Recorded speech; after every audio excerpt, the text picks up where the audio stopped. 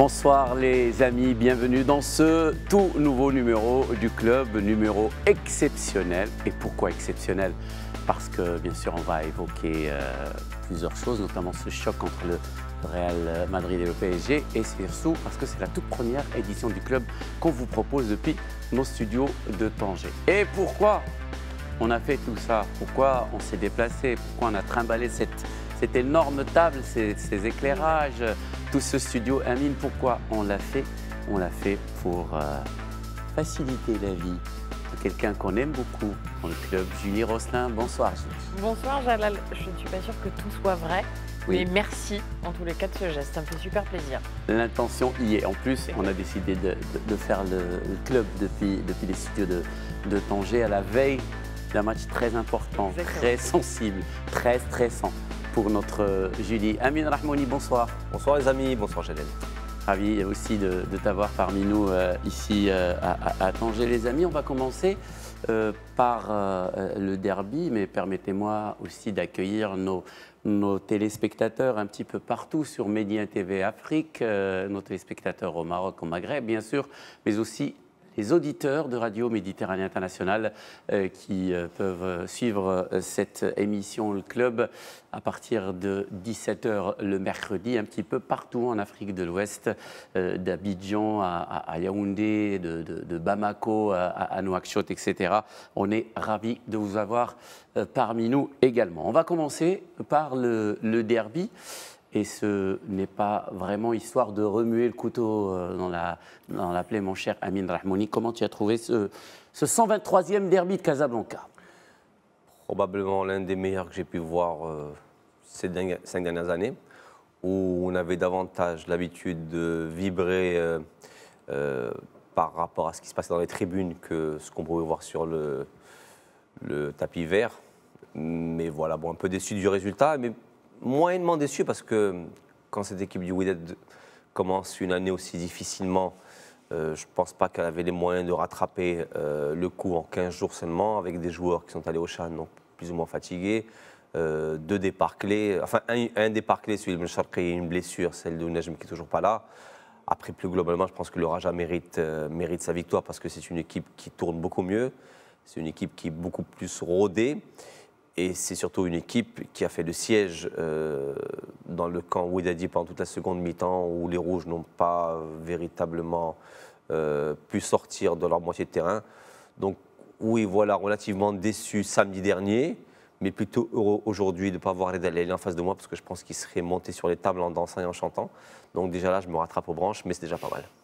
On va écouter maintenant la réaction du tout nouvel entraîneur de cette équipe du Wydad, le technicien tunisien Fawzi Al-Banzarti. Le drapeau du Maroc, c'est-à-dire sans ces deux équipes, le football il est plus charmant avec ces deux clubs, deux grands clubs.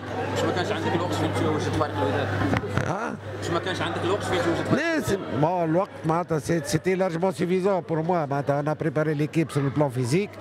Malheureusement, j'avais 6 joueurs qui étaient en équipe nationale, mais ils étaient un peu fatigués à cause de... Voilà, donc circonstances atténuantes pour Fawzi Al-Banzarti, son tout premier match avec le Wydad, c'est un derby. Et face à son ancien club, le Raja de Casablanca, Julie. Moi, je me suis toujours demandé une chose ici. En fait, je n'ai jamais trop eu la réponse. C'est est-ce que, dans une saison pleine, par exemple, est-ce qu'une défaite dans le derby est importante malgré tout? En France, par exemple, si on pense au classique, le Paris-Marseille, on voit très bien que, par exemple, ces dernières saisons, où le Paris Saint-Germain est plus fort, ce match a moins d'importance finalement. C'est plutôt un match qui peut relever d'une saison médiocre. Est-ce que c'est un peu le cas ici aussi? Oui, enfin, ici, chez nous, tu peux faire une saison médiocre, mais si tu gagnes le derby, tu peux plus ou moins la sauver. Ouais. Tu vois ce que je veux dire? Par contre, tu peux faire une très belle saison, mais ça ne t'empêche pas d'essayer de te rattraper quand même au derby, parce que voilà, c'est un match particulier, c'est comme tous les derbys du monde, c'est un derby super chaud. Maintenant, je suis moyennement d'accord avec le Banzarti, parce qu'on va quand même rappeler que s'il a eu 6 joueurs en équipe nationale, le Raja en avait peut-être quasiment tout autant. Ouais. Je ne les ai pas comptés, mais bon, voilà, si ceux du Wydad étaient fatigués, ceux du Raja. Cette équipe du Wydad tourne moins bien depuis le début de saison. On va pas revenir dessus. Donc du coup, mon cher Amine, c'est pas la faute à Hamoud, ça? Non, mais qui a dit que c'était la faute à Moutia, bien sûr. Toi, je sais le pas. multiple Un, Non, consultant non, de non. club qui s'appelle Non, Amin c'est Rahmouni. pas vrai, c'est faux, tu es en train de mitonner, tu es en train d'inventer, c'est pas vrai. J'ai toujours dit que Moutia, effectivement, ne proposait pas un jeu chatoyant, mais Moutia a des choses qu'on n'y enlèvera jamais. Des titres, dont le plus emblématique peut-être d'Afrique. Donc à Moutia, on n'a rien à lui reprocher à ce niveau-là. Je pense que ça va beaucoup plus haut quand même, Moutia. C'est beaucoup plus profond. Et puis, on va quand même arrêter de voir ce derby sous le seul prisme Wydadi. Le Wydad est tombé contre une très belle équipe du Raja, comme certainement l'une des équipes les plus efficaces, les plus équilibrées, les plus chatoyantes et les plus solides de cette bateau-là, que je vois bien aller jusqu'au bout, parce qu'ils ont un entraîneur qui sait ce qu'il fait, parce qu'ils ont des joueurs, notamment pour citer juste 2 ou 3, je trouve que Benoun est un super joueur, je trouve que Hafidi est un joueur formidable, je trouve que Hadraf a retrouvé ses jambes de 14 ans. Donc voilà, tout ça mis bout à bout, même si, parce qu'il faut bien que je mette un petit bémol quand même à tout ça, parce que c'est trop facile un peu de brosser l'orage dans le sens du poil. Il y a eu 2 petites actions litigieuses à la 22e et à la 46e minute. Si, je suis désolé, elles sont litigieuses. D'ailleurs, et là, parce qu'il faut lancer un petit coup de complotiste là-dedans, le réalisateur nous a même proposé les ralentis. Donc 2 actions litigieuses, une en dehors de la surface de réparation où le Haddad, à mon sens, partait solo but avant d'être crocheté ou pas par Benoun, et une sur une faute de Zniti sur ce même Haddad, il me semble, ou un autre, dans la surface de réparation. Mais bon, tout cela n'atténue pas que, enfin, n'enlève rien au mérite du Raja qui a très largement mérité ce 123e, c'est ça, cher ami? Le 123e derby. Le 123e derby de Casablanca, logiquement au Raja. On peut globalement la clipper et la rediffuser de temps en temps. Tu peux faire ce que tu veux, tu sais, on a tous besoin d'un bêtisier toutes les fins d'année. Un très bon point pour Amin Rahmouni, très fair play. Moi j'ai une petite question, mais rapidement, parce qu'on a vraiment un menu très riche ce soir pour cette toute première émission dans les plateaux de Média TV à Tanger. Qui sont impressionnants, hein, honnêtement. Est-ce que tu t'inquiètes pour l'avenir de cette équipe du Wydad? Et quand je parle de l'avenir, c'est-à-dire la deuxième partie de saison, quand même 16 points seulement à mi-parcours. Non, je pense qu'à ce rythme-là, on assure le maintien à la 28e ou 29e journée de championnat.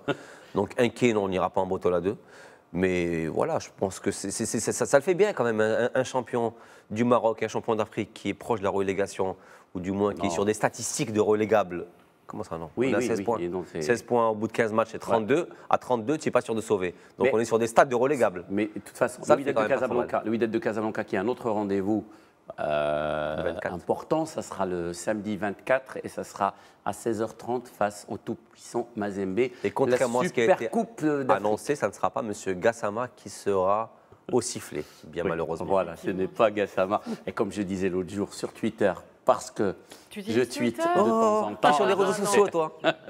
J'ai dit sur Twitter que Gassama n'avantage pas l'équipe du Maroc, mais le football marocain, mais lui porte chance parce qu'il a dirigé la finale de la Ligue des Champions du Wydad. Le Wydad a gagné. Il a dirigé le match du Maroc face à la Côte d'Ivoire. Bingo. Et puis la finale de ce CHAN face au Nigeria. Tu sais où il a écrit ça? Non. Sur le Minitel 3615 Jalal, parce qu'il n'est pas saisi la différence. Je ne sais toujours pas comment ça marche, Twitter. Donc, Julie, on a vu tous ensemble un super match. Juventus contre l'équipe de Tottenham. Après 9 minutes, la Juve menait au score déjà 2-0. On a dit, ça y est, c'est plié. On a commencé à sortir certaines théories, notamment mon voisin Amine, que c'est le seuil que peuvent atteindre les clubs anglais. C'est exactement ce que tu as dit, j'ai rien transformé. Ah, les clubs anglais en général. Moi, j'ai dit City, me dit City, c'est pas vraiment un club anglais.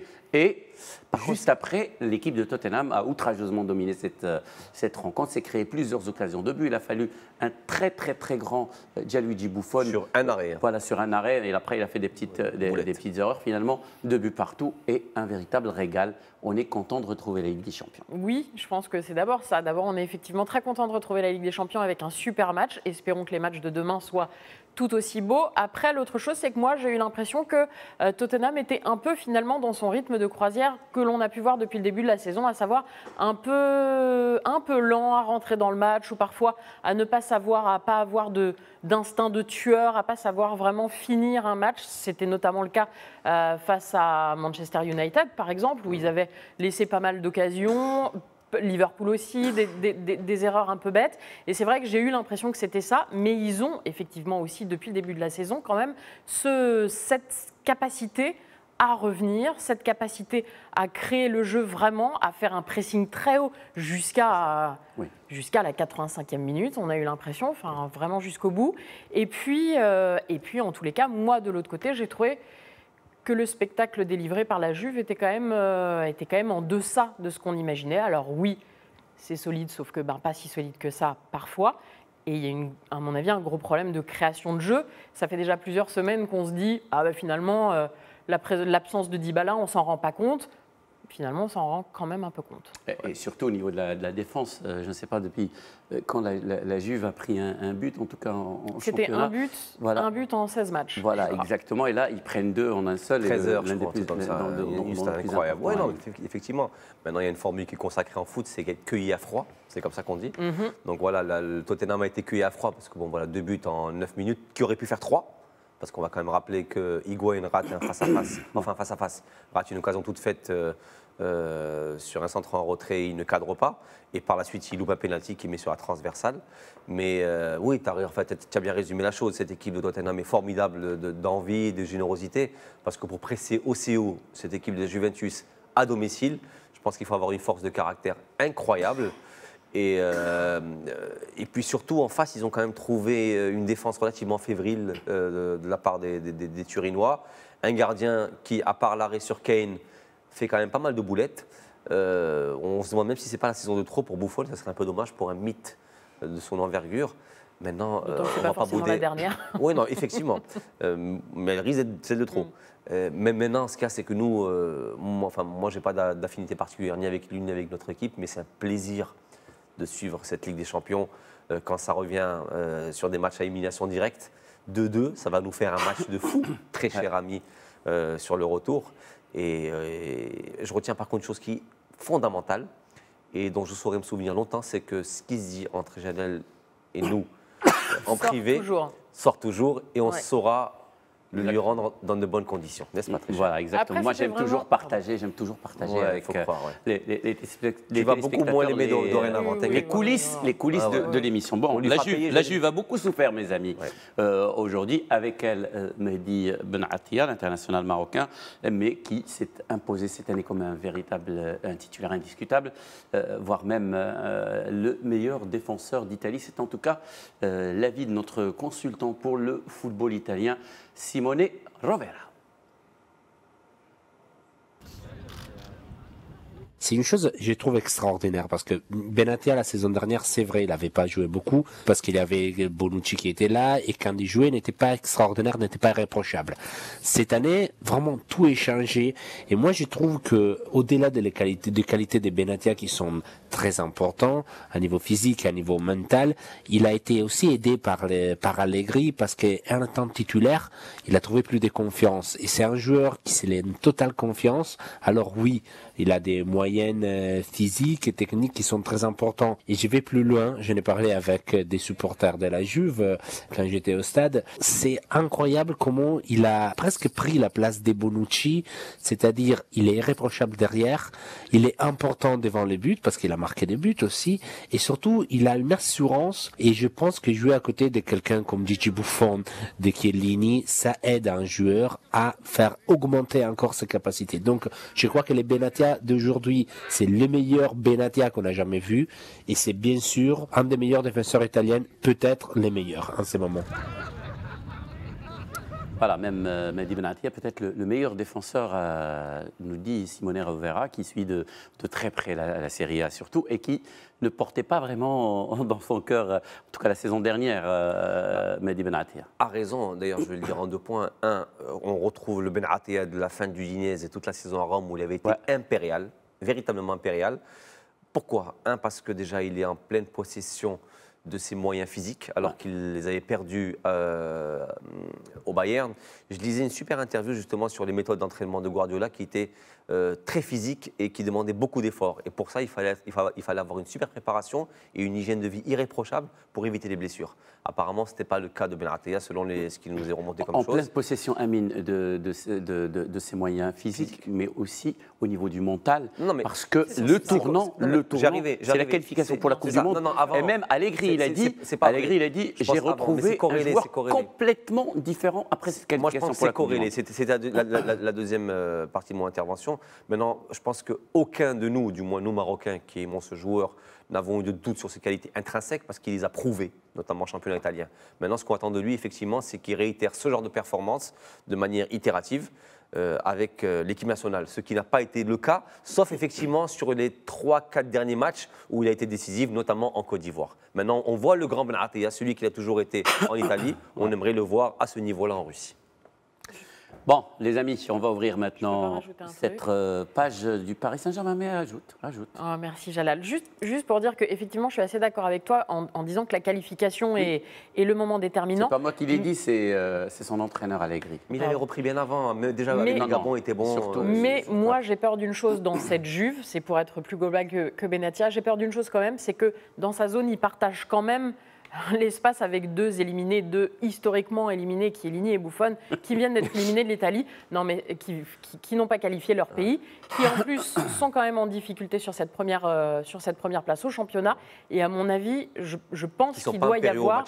Non mais je pense que pour eux, psychologiquement, ils sont aussi proches d'une année un peu blanche. Oui, quoi. oui. Et donc je pense que l'élan peut à un moment donné aussi retomber pour lui. Okay. Donc voilà pour la Juve, voilà pour Mehdi Ben Attia. On ouvre à présent, comme je le disais tout à l'heure, notre grosse page consacrée au choc Real Paris Saint-Germain. Une rencontre entre une Casablanca, la Maison Blanche, aux 12 ligues des champions, et ce qui est bien entendu un record. Et de l'autre, le Paris Saint-Germain, des Qataris, bien sûr, club ambitieux qui a lâché pas moins de 400 millions d'euros sur 2 joueurs seulement, Neymar et Kylian Mbappé, pour bien sûr essayer de tenter de décrocher cette Ligue des Champions. Avec nous, pour bien sûr commenter tout ça, nos 2 consultants vedettes de cette émission, Frédéric Hermel et Hervé Penaud. Et on va commencer par celui qui reçoit et qui habite Madrid, Fred Hermel. Bonsoir Fred. Oui, bonsoir les amis, content de vous retrouver et bonsoir Hervé. Bah oui mon petit Hervé, je sais bien que tu soutiens le Paris Saint-Germain parce que tu soutiens ton championnat, le championnat français. Moi, en tant que correspondant de Madrid, je peux te dire qu'il y a aujourd'hui une grosse différence entre ce que pensent les Parisiens, ce que depuis la France, depuis de l'autre côté des Pyrénées, on imagine sur l'état de forme du Real, sur le fait que le PSG, parce qu'ils ont Neymar, qu'ils ont Mbappé, ils vont mettre plein de buts à Madrid, etc. C'est un petit peu plus compliqué que ça les amis, parce que le PSG, franchement... Je te dis ça, franchement, ne te fâche pas, mon ami Hervé, mais le PSG vit sur une illusion. L'illusion de gagner tous ces matchs faciles, parce qu'en France, c'est trop simple. Alors que le Real, j'ai quand même l'impression que même quand il joue sur la pelouse de Levante, il fait 2 erreurs, il prend 2 buts. Parce que c'est comme ça, parce que le championnat espagnol est tellement dur que le Real joue quasiment la Ligue des Champions tous les week-ends. Donc il est prêt pour les matchs de niveau. Alors que le PSG... ne sait pas exactement où il en est. Voilà, il n'a pas de référence. C'est la raison pour laquelle je pense, mon cher Hervé, que ton PSG va être très surpris à Bernabéu mercredi soir. Voilà, et moi, je sens que ça va être chaud ce soir dans le club. On va donner aussi la parole à Hervé Penaud pour qu'il réponde à Fred Hermel. C'est à toi, Hervé. Salut Fred! Salut à tout le monde. Mais Fred, je suis désolé pour toi. Je suis désolé. Tu pourras aller voir la Coupe d'Europe, la Ligue des Champions à Madrid. Mais oui, il reste l'Atlético dans 3 semaines. Allez, 4 semaines, c'est terminé pour le Real. Alors je sais que ça va être dur pour toi. Zidane, Benzema, Ronaldo. Enfin bon, à un moment tout passe. 2 victoires en Ligue des Champions, c'était très bien. Maintenant, attention, vous avez un club espagnol. Tu vas encore bosser, Fred, te fais pas de soucis. Parce que pour Paris, c'est râpé. Voilà, pour Paris, c'est râpé, affirme notre ami Hervé Penaud. Pour le Real Madrid, je veux dire, qui gagnera donc cette confrontation? L'expérience ou l'ambition, la tradition ou voilà, l'irrésistible désir de grandir et de cette ascension. Julie, et on a toute l'émission pour, hein, donc prends ton temps. Par quoi est-ce qu'on commence? Par le début. Par un sentiment.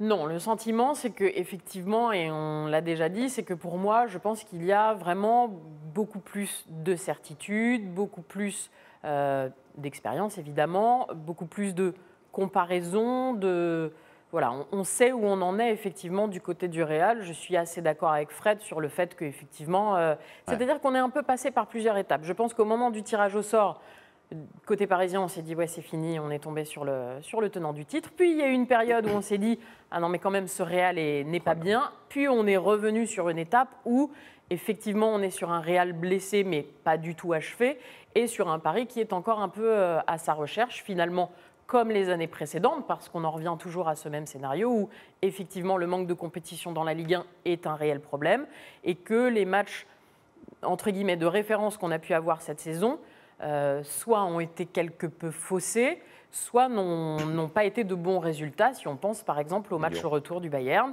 où on a senti que c'était assez difficile. Donc voilà, pour le coup, je suis finalement assez d'accord avec Fred de me dire que voilà, on est face à un gros bloc de certitude du côté du Real. On est aussi, à mon avis, et c'est peut-être là où les Parisiens ont aussi une marge psychologique, c'est qu'à mon avis, il y a aussi énormément de pression du côté du Real Madrid de faire une année blanche, là pour le coup, d'être sorti à ce stade pour un tenant du titre, et que du coup, je pense que là aussi, ça peut se jouer. Et de l'autre côté, côté parisien, eh ben, c'est un gros point d'interrogation, quasiment comme toutes les saisons. Donc on peut avoir une excellente surprise, comme on peut avoir une grande déroute. Mais si gros point d'interrogation que même Hervé Penaud n'a pas développé plus de 45 secondes sans argument. Et c'est là ce qui me fait le plus mal, en fait, c'est qu'on est quasiment d'accord avec Fred Hermel. C'est qu'aujourd'hui, ce PSG, on ne sait pas réellement ce qu'il vaut au très haut niveau. Alors non, moi je ne suis pas complètement d'accord avec Fred Hermel parce que je ne dis pas que le Real va laminer demain par le Saint-Germain. On a une interrogation. On connaît Fred Hermel. S'il n'en rajoute pas, ce n'est pas Fred Hermel. Donc tu imagines bien que son madrilènisme un peu exacerbé va lui faire dire des choses, du moins de manière plus emphatique que de raison. Maintenant, il a raison sur un point aussi, Fred, c'est qu'on ne connaît pas le niveau réel de cette équipe parisienne au très haut niveau. Tu l'as bien dit, cette équipe qui n'est pas encore étalonnée à l'échelle européenne. On l'a vu quand même. On a contre le Bayern, au Bayern de Munich. Ouais, mais au retour, c'était pas bon. Ouais. Quand il a fallu élever, le niveau de jeu face à Lyon, ça n'a pas été le cas. Face au Barça l'année dernière, on a vu on prend deux juste matchs cette saison, différents. même avec Neymar et compagnie. Donc effectivement, aujourd'hui, on sait plus ce que vaut ce Real de Madrid, même dans la douleur et la difficulté, ce que peut valoir ce PSG, même quand il est le plus serein. Sachant qu'aujourd'hui, on sait que le PSG a un gros problème au niveau de son effectif sur un poste en particulier. D'ailleurs, on en parlait tout à l'heure en off, qui est celui de la Santiel et qui, oui, pour les Parisiens, voilà, c'est un peu compliqué parce que c'est un poste qui a été historiquement relativement bien été pourvu à Paris sur ces 2-3 dernières années. Ils n'ont pas remplacé Matuidi. Maintenant, effectivement, ils ont la chance ou pas, parce que tout à l'heure tu disais que toi tu te contenterais bien d'une petite défaite, d'une courte défaite avec un but marqué à l'extérieur. Non, c'est pas ça que je disais. Je pourrais étayer plus tard. Vas-y, tu disais pas qu'un 2-1 t'as tiré parfaitement? Si, j'ai dit qu'un 2-1, à mon avis, c'est plutôt ce qui, à mon avis, serait gênant dans un processus psychologique pour les joueurs du Paris Saint-Germain que j'ai pu voir s'écrouler complètement au match retour face au Bayern, quand la qualification était déjà acquise, mais qu'en quelque sorte, on se moquait déjà d'eux dans la presse en disant, même là, ils vont prendre une remontada par les Allemands et ils vont perdre la première place du groupe. Et rien que cet effet-là médiatique avait déjà eu comme conséquence sur le terrain de clairement leur faire ramollir les jambes. Ouais. Et il y a eu, on sentait qu'il y avait une douche psychologique vraiment... Donc un 2-1 tiré parfaitement. Donc je pense qu'effectivement pour le Paris Saint-Germain, gagner à Bernabéu et tenir le score serait très difficile. Au retour. Ouais. Voilà. Mais ils en ont aujourd'hui les moyens. C'est-à-dire quand on voit aujourd'hui cette équipe du Real de Madrid, comment elle peut s'écrouler au niveau défensif, c'est quand même impressionnant. Et puis comme on lit un peu ce que dit la presse espagnole et ce que relaient les réseaux sociaux, ils ont une défense complètement fébrile et une attaque, la BBC en l'occurrence aujourd'hui, qui est plus aussi flamboyante qu'avant. Donc hormis l'entrejeu, qui pour moi aujourd'hui, le point fort du Real, notamment le trio Casemiro, Kroos, Modric, peut-être l'un des plus jolis à avoir joué au monde, le reste de cette équipe du Real Madrid, c'est pas très flamboyant, ça n'inspire pas beaucoup de sécurité. Et aujourd'hui, c'est limite une porte ouverte. Un Real blessé, un oui, Real qui bien sûr, attend aujourd'hui son heure. Et d'ailleurs, on sent une motivation, une mobilisation énorme. Même les joueurs ont posté tous des messages à leurs supporters parce qu'ils ont besoin de leurs supporters. Ils savent qu'ils jouent leur saison. C'est là que devient un peu dangereux parce qu'ils ont l'expérience de ces matchs, ces matchs compliqués. Ce que tu dis est très juste. Tu n'as pas de carton, donc je vais pouvoir aller Mais c'est au très fond juste, des donc, choses. ouais, voilà. C'est juste, mais tu as tort. Pourquoi? Oui. Parce que moi, je trouve aujourd'hui que ça serait trop facile. J'ai pas de carton, Mais mais un par verre contre, d'eau. j'ai un verre. Voilà, très bien. Ah bah non, Oui, non, carrément le oui, verre. Il est devenu fou. Il perd la raison. Non, mais par contre, là où je suis pas d'accord avec toi, c'est quand tu dis que c'est un Real blessé. Oui. Mais je trouve que ça serait aujourd'hui restreindre à portée de ce club dans son championnat. Je m'explique. Un Real blessé en Ligue des Champions est également un Real blessé en championnat. Donc s'ils n'arrivent pas à réagir en championnat, parce qu'on voit bien que c'est difficile pour eux, ils sont quand même à des années-lumière, ils sont à 19 points Non, ou 17 non, aujourd'hui non. du Barça. Si. Non, un peu moins, je 17. te dirais non. 17. 17. 17. Oui, Ouais. ils sont à 17. Donc c'est aussi un Real blessé en championnat, mais qui a Ah, aussi d'accord. du mal en championnat. Donc s'il est blessé en championnat, il le sera également en Ligue des Champions. Donc s'il n'a pas les moyens de Sauf que pour rebondir et rattraper les son ressources. retard en championnat, il lui faut 72 matchs. Là, il faut juste un match. On parle pas. Non. Quand on parle de club blessé, c'est-à-dire que c'est une institution qui tourne mal. Elle tourne mal en championnat, qu'elle a souvent avec le Barça l'habitude de dominer. Elle tournera mal également en Ligue des Champions. Donc si elle n'arrive pas à réagir en championnat, elle aura aussi peut-être du mal à réagir en Ligue des Champions. Bah, Oui, on va mais essayer enfin, d'en Alain- parler. On va essayer d'en parler dans la seconde partie du club, ma chère Julie, avec plusieurs autres intervenants, bien sûr Hervé et Fred qu'on va retrouver, surtout Zinedine Zidane aussi qui va évoquer ce match, son avenir, et aussi Marquinhos. On se retrouve dans un très court instant pour la seconde.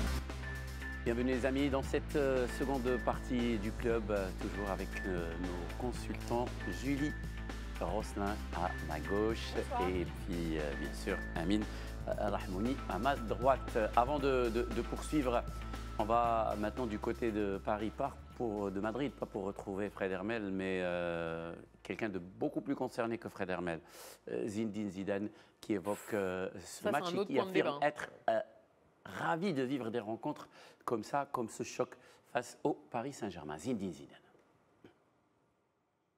Très content de se dire qu'on va faire des matchs comme celui-là. Je pense qu'on vit tous pour vivre Enfin, je vous l'avais dit déjà, mais pour vivre ces moments-là.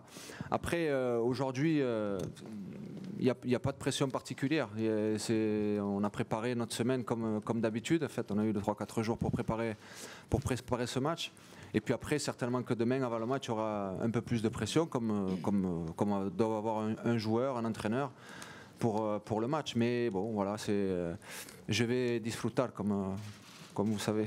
Voilà, prendre du plaisir. Exactement. Il va disfruter, donc, notre ami Zinedine Zidane.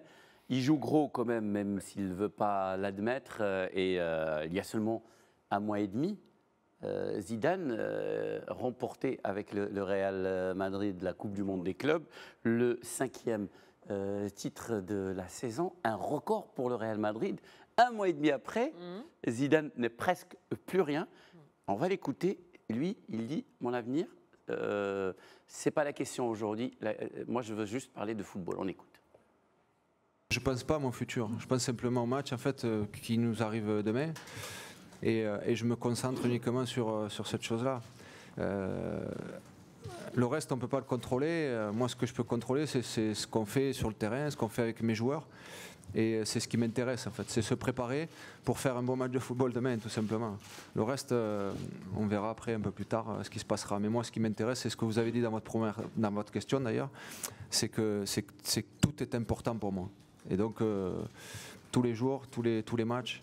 Et mon avenir n'importe peu. Vraiment. L'avenir importe peu donc pour Zinedine Zidane. Quand même, les amis, le football est amnésique. Mais là, très très courte quand même. Oui, la mémoire très très courte. Comment un entraîneur comme Zinedine Zidane, comment peut-il voir sa carrière déclinée aussi brutalement? Alors, c'est pas sa carrière qui décline, c'est en Sa tous les carrière cas d'entraîneur. Non? au sein du Real Madrid. Au sein du Real Madrid, Et ouais. d'ailleurs, je pense qu'on est tous un peu curieux de savoir ce que donnera Zinedine Zidane ailleurs. T'as Donc, comme on a été pour Guardiola, pourtant on a bien réussi. mais oui, C'est un peu exactement. différent. Les cas sont pourquoi c'est Après, c'est quand même. On fera une émission sur Non, Guardiola on va pas comparer les deux, mais bon. et Zidane. Mais on s'est posé la question pour Je Guardiola peux aussi. parler là Oui, ou... tu peux. D'accord, ok. La Après, seule différence entre Guardiola et Zidane non, mais aujourd'hui, arrête. la Pas seule mal, différence pas mal, entre pas mal. Guardiola et Zidane aujourd'hui, c'est que Guardiola, il a gagné en Espagne, il a gagné en Allemagne, et il est en train de gagner en Angleterre. Zidane, on l'a pas encore vu ailleurs. Maintenant, Donc, vu qu'on on peut va pas comparer. Maintenant, vu qu'on va pas laisser Julie parler, on Donc, peut continuer on peut aussi pas- sur Zidane. Et j'ai vu, on a vu un paquet de conférences d'avant-match ou d'après-match de Zidane. Il ne souriait jamais. quasiment jamais. Donc je pense que ce sourire contraint et forcé cache un profond malaise. Et quand tu dis qu'il n'y a pas de pression, je pense que c'est faux. Quand tu dis qu'il n'est pas concerné par son avenir, je pense que c'est faux. Et quand tu dis qu'il est heureux de jouer ce genre de match dans des conditions pareilles, je pense que c'est faux aussi. Je pense qu'aujourd'hui, Zidane est à la croisée des chemins par rapport à ce qui vit à Madrid, parce que comme tu dis si bien, tout comme je dis, le football a les mémoires courtes. Je pense qu'il joue quasiment son poste, parce que je ne vois pas aujourd'hui, même si Fiorentino Pérez l'aime beaucoup. Jusqu'à la fin de la saison. Voilà, c'est certain. Même lui ne restera pas. La fin de la saison Même lui ne restera pas. Voilà, la fin de la saison est une évidence. Il ne sait pas. Voilà. Mais je pense qu'aujourd'hui, il sait qu'il a un gros tournant de sa carrière dans des conditions relativement difficiles, parce qu'il n'est pas du tout serein. Et encore une fois, je pense que des conférences de presse comme ça. Voilà, moi je pense que. Enfin, franchement, qu'est-ce qui est tant mieux? Et tant mieux. Eh ben, tant mieux. Enfin, je veux dire, c'est aussi ce qu'on aime dans le football, c'est de voir d'une même équipe, de la main de différentes personnes. On a vu quelque chose de très très beau avec Zinedine Zidane. Si l'histoire s'arrête là, elle s'arrête là aussi. Je veux dire, à un moment donné, c'est aussi. C'est quand même dommage. Non, c'est pas forcément dommage. C'est aussi normal que le monde du football ait la mémoire courte, parce que c'est le principe du sport. C'est un devoir de rendement, c'est un devoir de victoire. Donc à partir du moment où tu ne l'as plus, évidemment que tu ne peux pas rester 25 ans avec le gars. Ce mec-là est une icône du football mondial. Mais oui, et donc c'est ce que je dis. L'histoire, elle est belle. Juste souviens-toi, remember sa fin de carrière en tant que footballeur. Oui. Ça serait quand même dramatique que sa fin de carrière en tant qu'entraîneur du Real Madrid se déroule de la même manière. Partir encore une fois sur quelque chose, sur un cuisant échec. Parce qu'il faut le préciser, au Real de Madrid. Tous les entraîneurs finissent par partir sur un échec. Oui, non, pas Ceci dit, le Real n'a pas encore joué son match. Le Real n'est pas éliminé. Bien sûr que c'est. Capello est parti sur un échec au Real. Del Bosque est parti sur un échec. Mais de quoi vous parlez? C'est des mecs qui sont partis après avoir gagné. Même s'il a gagné les champions, c'était un échec pour la maison du Real Madrid. Pourquoi un échec? Parce qu'ils ont le Real ne devait pas jouer comme ça. D'accord, mais je suis désolé. Il a gagné un titre, mais il voulait rien savoir. Les clubs, les institutions, et notamment les clubs, ne retiennent que les chiffres. Pour moi, Capello ou Del Bosque, c'est la nature du métier que si tu gagnes 25 titres, forcément à un moment, tu déclines. Non, forcément à un moment, tu déclines et que ça se passe mal. Je ne suis pas d'accord. Pour moi, que Zidane ne gagne rien à la fin de la saison est un véritable échec, parce qu'un Real de Madrid qui part sans Ligue des Champions, sans titre de champion, sans Coupe du Roi, c'est-à-dire avec 0 titre à la fin de l'année, est un échec. Capello, Del Bosque, ce n'était pas un échec, c'était une vue de l'esprit. C'est différent, parce qu'aujourd'hui, ce qu'on retient, c'est des titres. Non, on est d'accord. Non, c'est ce que j'ai dit. Mais c'est parce qu'il dit tout à l'heure. C'est ce que je veux dire. C'est que par exemple, un entraîneur qui fait mal jouer une équipe et qui part parce qu'on estime. Voilà. Ça, tu trouves ça se termine mal. Ça termine mal, c'est une chose. Mais c'est pas un échec pour Capello. Mais tant mieux. Mais franchement, tant mieux. Mais moi, si j'étais propriétaire de Manchester United, mais je ferais dégager Mourinho dès maintenant. Et ce ne sera pas le cas. Ils le viront jamais. Parce qu'effectivement, Mourinho, deuxième du championnat, et qui va certainement remplir ses objectifs. City est intouchable, mais voilà, ils ne le verront pas. Et c'est pour ça que je ne suis pas d'accord avec Jalel. Il n'a pas de carton, il ne veut pas m'envoyer un verre à la figure. Donc je peux me permettre tout ce que je veux ce soir. Et merci. Et surtout, hospitalité oblige. Hospitalité oblige. Et comme tu dors chez moi à la maison, donc on est obligé de maintenir des rapports. Exactement. On est obligé de maintenir des rapports un peu de la cordialité entre nous. On va revenir à Madrid pour retrouver bien sûr Fred Hermel. Fred Hermel qui affirme que ce match arrive au bon moment pour le Real Madrid, qui semble retrouver ses sensations juste avant ce choc face au PSG, Fred.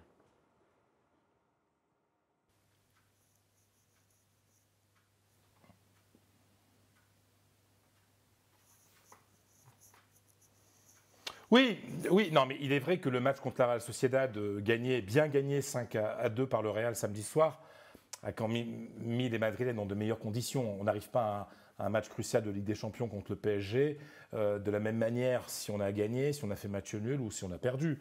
Là, le Real a fait une entame de match absolument merveilleuse. Sincèrement, enfin, les 45 premières minutes, c'était le Real double champion d'Europe. C'est vrai que la Real Sociedad a concédé quelques largesses défensives, mais Mais sincèrement, l'impact physique qu'a mis le Real, et c'est exactement ce que fait vers Zidane ce mercredi, a démontré qu'ils étaient mieux physiquement, qu'ils avaient bien travaillé avec Antonio Pintus, le préparateur physique, et qu'ils étaient ils avaient les moyens de défier physiquement le PSG. Et dans un match de ce niveau, avec des joueurs aussi techniques des deux côtés, si vous avez une équipe qui physiquement est un peu plus forte et qui peut mettre un plus gros impact, je pense que cette équipe peut être favorite. Donc oui, le Real Madrid est dans de vraies meilleures conditions qu'il y a quelques semaines pour affronter le PSG. Voilà, les meilleures conditions pour affronter le PSG pour le Real Madrid. Il est fatigué. Non, très honnêtement, non. On ne va pas parler de meilleures conditions quand même pour affronter une autre équipe en Ligue des Champions. Globalement, les meilleures conditions, c'est quand même quand tu es à la tête de ton championnat, que tout le monde va bien, non, c'est quand même pas les meilleures conditions. Ceci dit, dans ce qu'il dit, je suis assez d'accord sur le niveau physique. Ça, c'est très vrai. Après, je pense que si le Real met effectivement une énorme intensité, on va dire en première mi-temps, je pense qu'il y a quand même un moment où, comme ça s'est vu dans les matchs précédents, effectivement, il y a des erreurs défensives, il y a des espaces. Et à mon avis, c'est là où ce Paris Saint-Germain doit en profiter. Je pense qu'ensuite, l'interrogation qu'on a, nous, sur le Paris Saint-Germain et à quoi il ressemble, je pense qu'ils l'ont également. Donc ça... Et surtout la défense du Paris Saint-Germain, quand même, parce que... Pourquoi elle est plus flamboyante, celle du Real Madrid? Plus solide, quand même. Je ne sais pas si vous avez eu le match du Paris Saingermain contre Saint-Etienne. Oui. Comment Gradel a déposé notre ami... Oui, non, et surtout... Tu ne peux pas comparer ça. L'année dernière, tu as vu des tonnes de matchs très médiocres du Paris Saint-Germain en championnat. D'ailleurs, je voulais en faire une aujourd'hui tout à l'heure quand il disait que c'était un échec pour Capello qui gagne un titre mais qui part parce qu'il jouait mal. Est-ce que tu penses que ton ami Moutia, ça a été un échec son passage au Wydad? Oui. Au niveau du palmarès.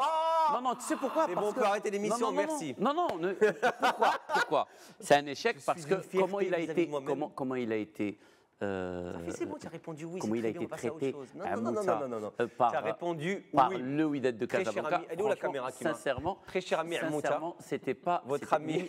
C'était honteux. Mais c'est pas le sujet aujourd'hui. Si, l'analogie était importante. Non, parce qu'il a répondu. Non, il n'a pas de voix.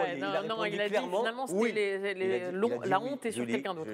Il a dit oui. Est-ce que quelqu'un, on va revenir à Benatia, mais à Mouta. Est-ce que quelqu'un, je pose la question à Julie, quelqu'un qui a gagné, qui a ramené à un club un titre qu'il n'a pas gagné depuis 25 ans, a échoué à ton avis? Est-ce qu'il mérite le traitement auquel il a eu droit? Non, je pense effectivement qu'il ne mérite pas le traitement. Mais ça s'arrête là parce que le conducteur de l'émission... Non, mais attends, juste pour finir, et à mon avis, c'est là où vous n'êtes pas d'accord, c'est qu'à un moment donné, dans la réalité des choses et dans la réalité du club, il faut que l'histoire s'arrête à un moment donné. Que ce soit un échec ou non, c'est tout. On ne peut pas garder sur la bibliothèque... Il a répondu très clairement à ma question, je l'en remercie, je le retiendrai jusqu'à la fin de ma vie, ou du moins... On va maintenant à Paris. On va à Paris. Si tu continues comme ça, tu vas chercher un gîte pour dormir. Non, ou crècher surtout ce soir.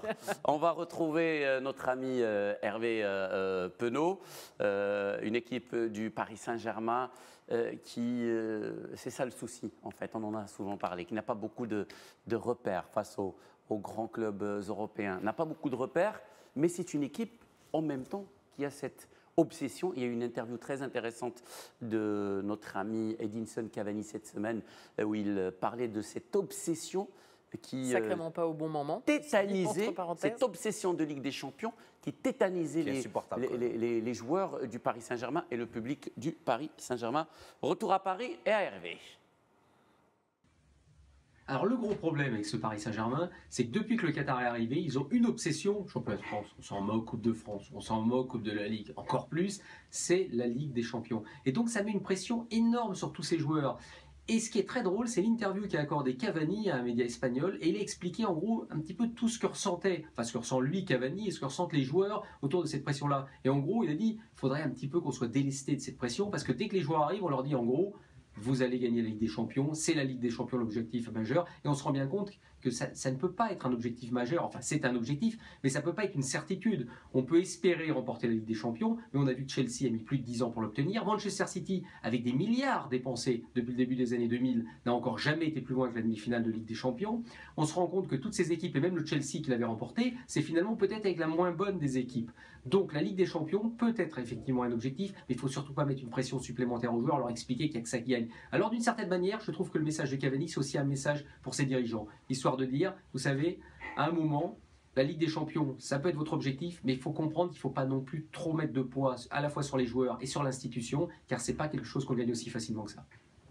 Voilà, on va rester avec nos amis et ce match des chroniqueurs, on va repartir à Madrid chez Fred Hermel pour les pronostics. Pourquoi c'est le Real qui va gagner, Fred?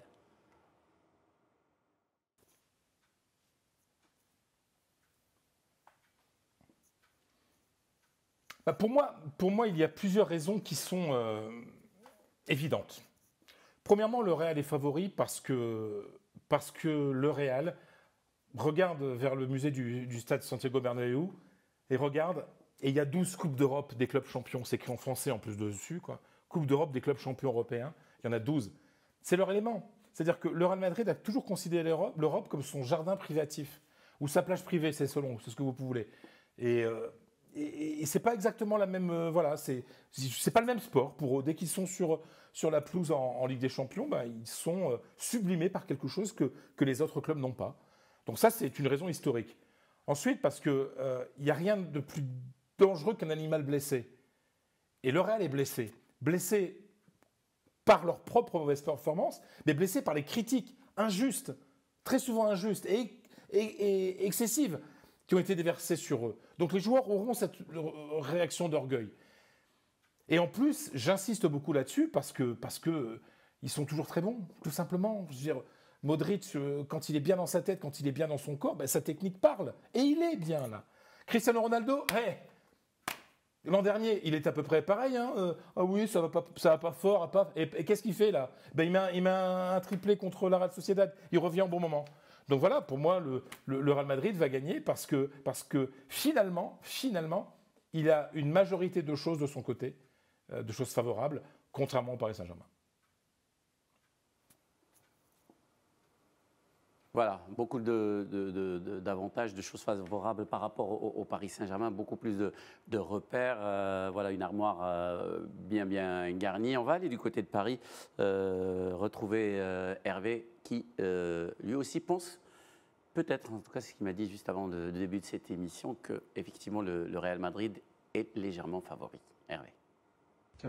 Alors je vais être honnête, je ne vous assure pas que le Paris Saint-Germain va remporter cette confrontation, car le Real a des armes énormes et Paris a des faiblesses notamment sur les côtés, et on ne sait pas comment les latéraux vont résister face à la furia du Real Madrid. Mais d'un autre côté, s'il y a un moment où le Paris Saint-Germain doit battre un gros adversaire, plus que Chelsea, ce qu'ils avaient fait les années précédentes, c'est peut-être aujourd'hui, face à un Real moins en forme, et surtout vous avez le trio magique, Mbappé, Cavani et Neymar. Neymar, l'homme de la remontada, l'homme qui peut permettre au Paris Saint-Germain enfin d'aller plus loin, de dépasser les quarts de finale, hein, c'est ce qui était un peu la marque pour l'instant, aujourd'hui impossible à franchir. Ce Paris Saint-Germain-là bat tout le monde en France, ou quasiment tout le monde, fait à peu près ce qu'il veut, même en Coupe d'Europe, on l'a vu lors du match aller contre le Bayern de Munich en phase de poule. Ce Paris Saint-Germain-là a montré chaque fois qu'il était en huitième de finale qu'il a été présent au rendez-vous. Alors c'est vrai qu'il a été éliminé par Barcelone, mais après n'oublions pas un premier match hors norme avec cette victoire 4-0. Donc Paris a les armes pour battre ce Real Madrid-là, et surtout à la vitesse devant, et c'est là où je pense qu'ils pourront faire la différence, c'est quand le Real Madrid va commencer à prendre le jeu à son compte, vous allez pouvoir leur piquer des contres, prendre les espaces là où ils sont un peu moins bons, c'est-à-dire à la récupération de balles. Et je crois franchement que Paris a tout aujourd'hui pour éliminer ce Real Madrid. Ça ne sera pas facile, j'ai pas dit ça. Fred, est-ce que j'ai dit ça? Je n'ai pas dit ça. Mais Paris va se qualifier. Paris va se qualifier, même si il dit que ça risque d'être vraiment très très compliqué face au Real. Oui, je suis d'accord avec lui, évidemment que ça risque d'être très compliqué. Après, là où je pense qu'il y a vraiment un point, c'est effectivement qu'avec Unai Emery, il y a maintenant cette possibilité pour Paris, qu'on n'avait pas vu comme ça, de vraiment jouer sur des contres très rapides. Et là, je pense que c'est une équipe qui peut faire effectivement très mal, notamment un Real qui, après, comme je l'ai dit, avoir mis énormément de pression pendant allez, 45 minutes ou un peu plus, qui, à mon avis, se relâchera. Donc je pense que c'est là où ça se joue. La deuxième chose, tu as parlé, Julie, désolé de t'avoir interrompu, d'Unai Emery. Et justement, c'est pour certains spécialistes, c'est l'un des points faibles, en tout cas du Paris Saint-Germain aujourd'hui, par rapport à son historique face aux grands. Il n'a jamais battu Barcelone sur une élimination directe. Il n'a jamais gagné au Santiago Bernabéu face au Real. Quelle est l'erreur d'Unai Emery l'année dernière sur la remontada? C'est quoi son erreur? Son erreur, c'est de prendre 6 buts quand même. Il a un moment ou un autre, il est responsable. À lui, laquelle? C'est-à-dire que lui, ses consignes ne sont pas appliquées sur le terrain, visiblement.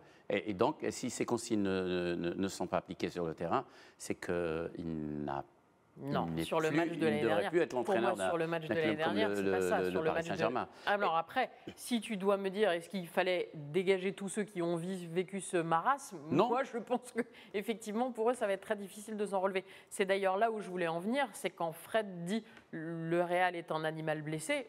Je pense que le Paris Saint-Germain est un animal blessé.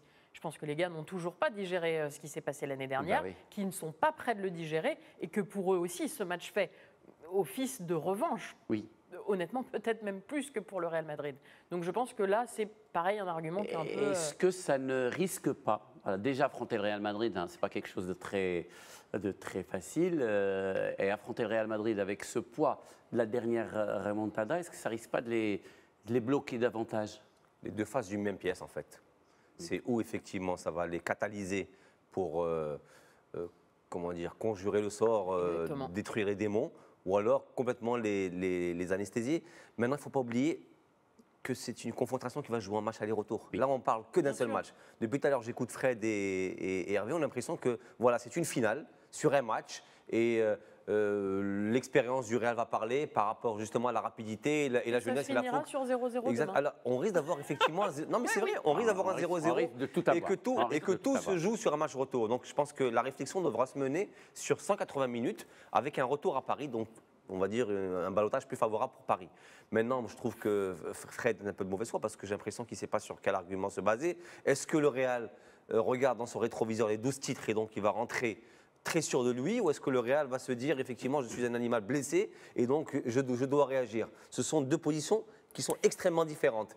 Mais là où tout le monde par contre converge sur un seul point, c'est qu'on va avoir droit à un Real qui va devoir faire le jeu chez lui à la maison, parce que je vois mal le Real laisser le ballon à Paris à domicile, parce qu'il va falloir prouver, parce que le Real doit prouver aussi en termes de jeu, parce que c'est dans son ADN, face à une équipe jeune de Paris qui planche très très vite. Et c'est là où Paris pourra aller chercher justement ces failles-là et peut-être marquer ce petit but qui te ferait tant plaisir, très cher Julie. Mais quand tu parles notamment du Real qui remonte comme ça avec ses trophées, etc., c'est vrai que ça me fait penser à la notion de club dont tu parlais tout à l'heure et qui, à mon avis, est effectivement aussi le défaut du Paris Saint-Germain. Et c'est aussi pour ça qu'on se rend compte que dans les jours qui précèdent le match, Cavani sort une interview qui est clairement un message à ses dirigeants en disant « Arrêtez de nous mettre la pression, notre objectif personnel, parce que moi je le comprends comme ça, l'objectif personnel de Cavani, évidemment que c'est de gagner la Ligue des Champions, c'est pas de gagner la Coupe de la Ligue. Ils ont déjà ça comme objectif permanent. Je pense qu'effectivement, ils n'ont pas besoin du message du président du Paris Saint-Germain qui en ajouterait en plus pour dire attendez, on va la gagner dans 3-4 ans. C'est même être complètement déconnecté. Mais c'est même être complètement déconnecté de la réalité du football européen aujourd'hui, en fait. Et c'est là où la notion il n'a pas besoin de le dire, le président du Paris Saint-Germain. Il a sorti des centaines de millions d'euros en ramenant Neymar Mbappé, mais ce n'est pas pour aller battre Lille, c'est pour gagner la Ligue des Champions. Mais ce n'est pas un gage pour gagner une Ligue des Champions. Aujourd'hui, par exemple, l'équipe européenne, est-ce que tu sais que le PSG, je suis d'accord avec toi, et nous avons un exemple, celui de Chelsea. Chelsea avait fait lui aussi une obsession de cette Ligue des Champions, et l'année où Chelsea avait l'effectif le plus faible et l'entraîneur le néophyte d'ailleurs, Di Matteo, eh bien ils ont fini par la gagner. Oui, mais aujourd'hui, on parle beaucoup de Paris parce que c'est le bling-bling, c'est Neymar, c'est les projecteurs, mais Paris n'est pas l'équipe qui a dépensé le plus d'argent pour construire sa team. C'est City qui n'a toujours pas gagné de Ligue des Champions. Oui. Paris se situe en 3e ou 4e position, j'ai vu les chiffres. Mais on sent, justement, c'est très intéressant ce que tu dis, Annie. Ça arrive, c'est rare. Oui, c'est très rare, mais ça arrive. C'est incroyable. Que l'équipe de City a investi beaucoup plus d'argent, et notamment de sa défense, d'ailleurs, sa défense qui fait rire beaucoup José Mourinho, mais on ne sent pas cette angoisse et cette fixation. Mais c'est là où la notion de club est importante. Pourquoi? Mais pas que le club. Si, parce qu'ils ont une Ligue des Champions chez eux déjà. Parce que gagner la Première Ligue, c'est déjà ultra compliqué. C'est pas que ça. Quand tu es dans la sérénité d'une grande maison, quand tu n'es pas dans la City, c'est une grande maison? Non, bah oui. Bon, non. Bah si. Moi, je pense que... Par contre, une fois n'est pas coutume, je pense qu'il relance bien le débat, Jalel. Ça lui arrive très rarement, mais ça lui arrive. Mais moi, je pense qu'aujourd'hui, le point fort... Tu n'as pas de carton, mais c'est pas. Pas de carton. Le point fort de City, justement, pour tempérer peut-être un petit peu cette folie médiatique autour de la Ligue des Champions, c'est Guardiola. Parce que Guardiola, aujourd'hui, je pense qu'à City, doit avoir ce débat avec ses dirigeants pour dire si on ne la gagne pas cette année, aujourd'hui, avec moi, peut-être vous avez l'assurance d'aller gagner sous 3 ans. Et je pense que City peut gagner la Ligue des Champions sous 3 ans. Ce qui n'est pas le cas d'Unai Emery.